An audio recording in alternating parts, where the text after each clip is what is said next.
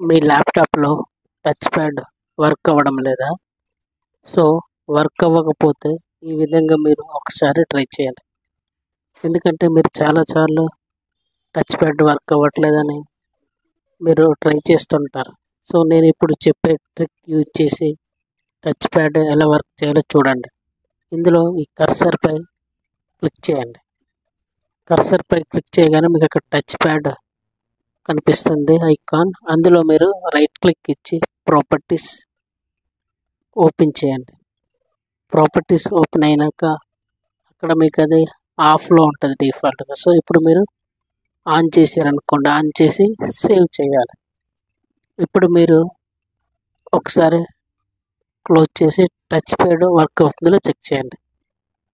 చూడండి, ఇప్పుడు touch pad cursor అవుతుంది. సో ఈ విధంగా వర్క్ అవుతుంది.